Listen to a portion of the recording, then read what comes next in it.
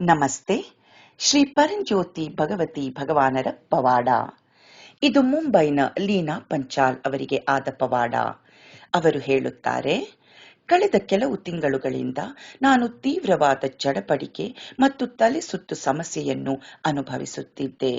ಸಮಯ ಕಳೆದಂತೆ ಈ ಪರಿಸ್ಥಿತಿಯು ಎಷ್ಟು ಹದಗೆಟ್ಟಿತೆಂದರೆ ಕಚೇರಿಗೆ ಹೋಗಲು ಮತ್ತು ದೈನಂದಿನ ಜವಾಬ್ದಾರಿಗಳನ್ನು ನಿರ್ವಹಿಸಲು ತುಂಬಾ ಕಷ್ಟವಾಯಿತು.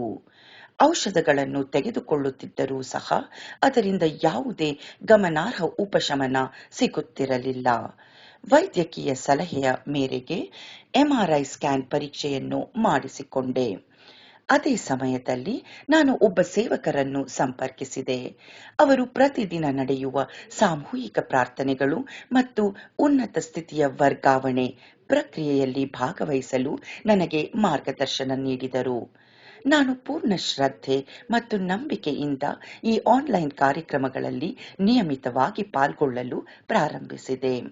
ಸಾಮೂಹಿಕ ಪ್ರಾರ್ಥನೆಗಳಲ್ಲಿ ಭಾಗವಹಿಸಿದ ನಂತರ ನನ್ನ ವೈದ್ಯಕೀಯ ವರದಿಗಳು ಸಂಪೂರ್ಣವಾಗಿ ಸಹಜವಾಗಿ ಬಂದವು.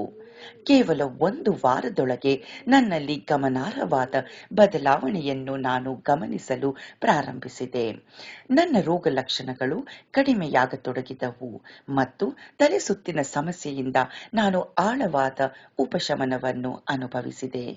ಇದು ಕೇವಲ ಔಷಧಗಳಿಂದ ಸಾಧ್ಯವಾಗಿರಲಿಲ್ಲ. ಶ್ರೀ ಪರಂಜ್ಯೋತಿ ಭಗವತಿ ಭಗವಾನರ ಅಪಾರ ಕೃಪೆಯಿಂದಾಗಿ ನಾನು ಈ ಆಳವಾದ ಗುಣಪಡಿಸುವಿಕೆಯನ್ನು ಅನುಭವಿಸಿದೆ. ಇಂದು ಈ ದೈವಿಕ ಆಶೀರ್ವಾದ ಮತ್ತು ಆಂತರಿಕ ನೆಮ್ಮದಿಗಾಗಿ ನಾನು ಅಪಾರ ಕೃತಜ್ಞತೆಯನ್ನು ಅನುಭವಿಸುತ್ತಿದ್ದೇನೆ.